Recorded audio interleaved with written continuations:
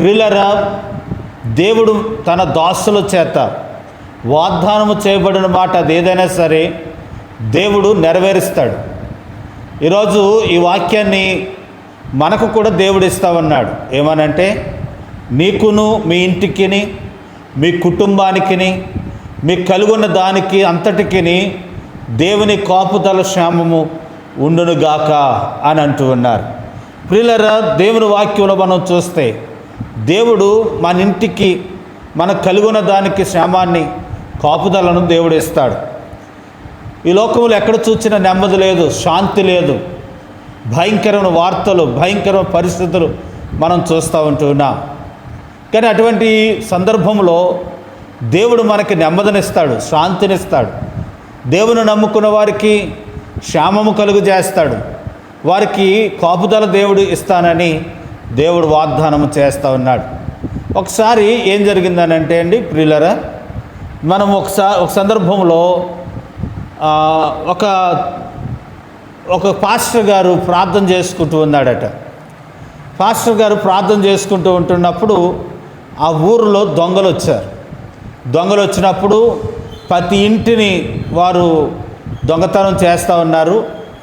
ఆ పాస్టర్ గారి ఇంటి దగ్గరకు వచ్చినట్టుగా ఆ పాస్టర్ గారు ప్రార్థన చేసుకుంటున్నాడట. ప్రార్థన చేసుకుంటున్న సమయంలో కనుక ఈ వ్యక్తులు దొంగలు ఎవరైతే వచ్చారో వారు లోపలికి వెళ్ళాలని ప్రయత్నం చేస్తూ ఉన్నారు. ఆ ఇంటిలోకి వెళ్ళాలని ప్రయత్నం చేస్తున్నారట.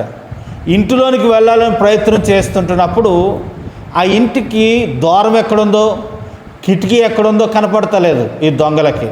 ఇప్పుడు లోపలికి వెళ్ళాలంటే కిటికీయో లేకపోతే తలుపో గుమ్మమో కనపడాలి కదండి, తోవ కనపడాలి కదా లోపలికి వెళ్ళటానికి. తలుపు కనపడటలేదు, కిటికీ కనపడటలేదు, ఎటు లోపలికి వెళ్ళాలో అర్థం కావట్లేదు. వారి కళ్ళకు మస్క్ వచ్చేసినట్టుగా, మబ్బు కలిగినట్లుగా అయిపోయిందంట. సరే, వారందరూ వెళ్ళిపోయారు. వెళ్ళిపోయిన తెల్లారి చూసినప్పటికీ ప్రియులారా, ఆ పాస్టర్ గారు బయటకు వచ్చి చూసినప్పటికీ ఆ ఇంటి చుట్టూరు మబ్బుతో, పొగమంచుతో, ఆ మంచు గడ్డలతో ఆ ఇల్లంతా ఆవరించిందంట. ప్రియులారా, గమనించండి, దేవుని పిల్లలకు దేవుడు కాపుదల ఇవ్వగలవాడు, క్షేమము కలుగు చేయగలవాడు. అట్టిదిగానే ఈరోజు ఒక 3 మాటలు మీతో చెప్పాలనుకుంటున్నాను. మొట్టమొదటిగా, నీ హృదయంలో క్షేమము కలుగు చేస్తాడు. అంటే నీ హృదయానికి నెమ్మది కలుగు చేస్తాడు, నీ మనస్సుకు నెమ్మదినిస్తాడు. ఈ రోజుల్లో చూడండి, ఎంత డబ్బులున్నా, ఎంత ఆస్తి ఉన్నా మనుషులకు నెమ్మది లేదు. ఆయన మీతో చెప్తున్న మాట ఏంటనంటే, నేను మీకు శాంతిని, క్షేమమును కలుగు చేస్తాను అని అంటూ ఉన్నాడు. దేవుడు మనకి క్షేమాన్ని కలుగు చేస్తాడు, నెమ్మదిని కలుగు చేస్తాడు. 1. 2 ఏంటనంటే, నీ ఇంటికి క్షేమం కలుగు చేస్తాడు. నీకు క్షేమం కలుగుతుంది. నీవుకి క్షేమం కలగటం కాదు, నీ ఇంటికి కూడా దేవుడు క్షేమాన్ని, సమాధానాన్ని దేవుడిస్తాడు, కాపుదల ఇస్తాడు, ఇంటిలో ఐక్యతనిస్తాడు, ఇంటిలో క్షేమము, సమాధానము, సంతోషము ఇస్తాడు. భార్య పట్ల, పిల్లల పట్ల, కుటుంబం పట్ల దేవుడు క్షేమాన్ని కలుగు చేస్తాడు అనే విషయాన్ని మీకు తెలియపరుచుకుంటున్నాను. 3వదిగా మనం గమనిస్తే కనుక ప్రియులారా, మనం గమనిస్తే మన ఒంటిలో అనారోగ్యాన్ని బట్టి మనకు నెమ్మది ఉండదు. దేవుడు చెబుతున్న మాట ఏంటనంటే, నీ ఒంటిలో, నీ మనసులో దేవుడు నెమ్మది కలుగు చేస్తాడు. 1.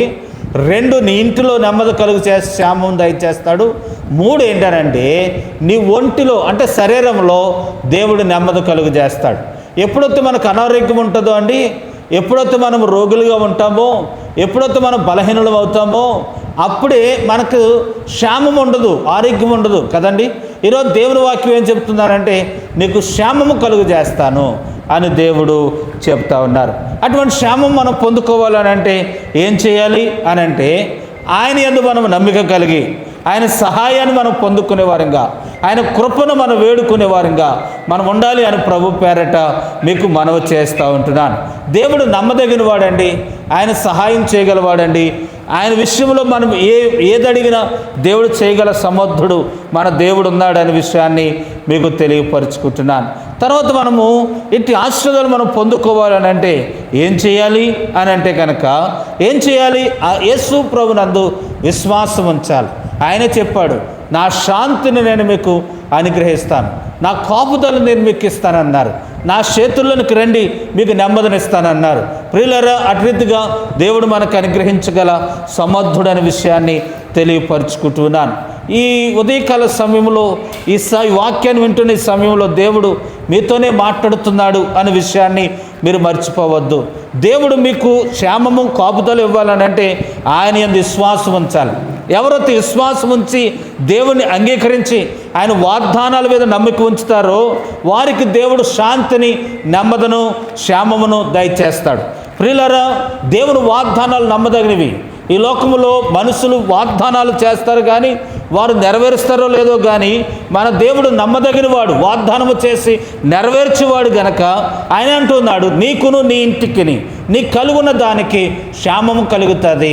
నీ కుటుంబముకు దేవుడు క్షేమాన్ని కలుగజేస్తాడు, నీ ఇంటికి కాపుదల దేవుడు క్షేమం దయచేస్తాడు, నీ ఒంటిలో ఆరోగ్యం అనుగ్రహించి క్షేమాన్ని కలుగజేస్తాడు. అటువంటి క్షేమం కాపుదల మీకు రావాలని అంటే మనం యేసు ప్రభునందు విశ్వాసం ఉంచాలి అనే విషయాన్ని తెలియపరుస్తున్నాను. ఒకటి. రెండు, ఏం చేయాలనంటే మనము ప్రార్థన పూర్వకంగా ప్రతీది కూడా దేవుని మీద ఆధారపడి ఆయన సహాయాన్ని మనం కోరుకోవాలి. ఎప్పుడైతే ప్రార్థన చేస్తామో దేవుడు మన కుటుంబానికి క్షేమం కలుగజేస్తాడు. ఒక ఉద్యోగం కొరకు కానివ్వండి, పిల్లల కొరకు కానివ్వండి, కుటుంబ అభివృద్ధి కొరకు కానివ్వండి, లేకపోతే వేరే వేరే మీరు తలంపులు కలిగి ఆలోచన కలిగి పనులు తలపెట్టినప్పుడు ఇదిగోండి ప్రార్థన పూర్వకంగా ప్రారంభించండి. ఆ పని దేవుడే క్షేమం కలుగజేసి ఆయన సఫలం చేస్తాడు. మూడవదిగా మనం గమనిస్తే కనుక ప్రతిరోజు మనం దేవునితో సమాధానం పడాలి. మన హృదయాన్ని మనం శుద్ధి చేసుకోవాలి. ఎప్పుడైతే మన హృదయాన్ని మనం శుద్ధి చేసుకుంటూ దేవునితో సమాధానం కలుగుతామో దేవుడు మన హృదయంలో సమాధానం కలుగజేస్తాడు. మళ్ళీ చెప్తున్నాను, ఆ మాట చదువుతున్నాను చూడండి. దావీదు చెప్తా ఉన్నాడు, అభిషక్తులైన దావీదు నాబాలుతో చెప్తున్నాడు, నీకును నీ ఇంటికి నీ కలిగి ఉన్న అంతటికి క్షేమమవును గాక అని పలికి ఈ వర్తమానము తెలియపరిచాను అని చూస్తూ ఉన్నాం. కాబట్టి మీకు కూడా ఈ మాట చెప్తున్నాను, మీకును మీ ఇంటికి మీకు కలిగి ఉన్నది అంతటికి దేవుడు క్షేమమును కాపుదల దేవుడు అనుగ్రహించును గాక. ఆమేన్. ప్రియులారా, మీకు ఒక చిన్న ప్రార్థన చేస్తాం. తలలు వంచండి. ఈ ప్రార్థనలో ఏకీభించాలని మీకు మనవి చేస్తూ ఉన్నాను. ప్రేమ నమ్మకం కలిగిన మా దేవ, పరిశుద్ధుడైన మా తండ్రి, మీ కొందనాలు నాబాలుతో దావీదు చెప్తా ఉన్నాడు, నీకు నీ ఇంటికి నీ కలిగి ఉన్నదంతటికి క్షేమం కలుగుతుంది, నెమ్మది కలుగుతుంది అని చెప్తా ఉన్నాడు ప్రభువా. అదే వాగ్దానం ఈరోజు మాతో మీరు చెప్తా ఉన్నారు. మేము మీ యందు నమ్మిక ఉంచితే భయ మా హృదయాల్లో నెమ్మది కలుగజేస్తారు, మా ఇంటిలో నెమ్మది కలుగజేస్తారు, మా ఒంటిలో నెమ్మది కలుగజేస్తారు. అయ్యా నైనా మాకు శాంతిని అనుగ్రహిస్తావు, సమాధానం అనుగ్రహిస్తావు. కాబట్టి నీ వాగ్దానాల మీద నమ్మిక ఉంచుతున్నాం అయ్యా. మీ సన్నిధానంలో ప్రార్థిస్తున్నాం ప్రభువా. అయ్యా నైనా మీతో మేము సమాధానం పడుతూ ఉన్నాం, మీ సహవాసం కలిగి ఉన్నాం. మీరే మా పట్ల సహాయం మీరు దయచేయండి.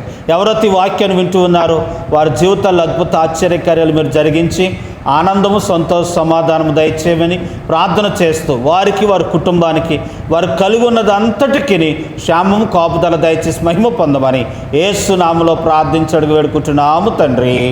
ఆమేన్. అందరికి వందనాలండి. దేవుడు మిమ్మల్ని దీవించును గాక. ఆమేన్.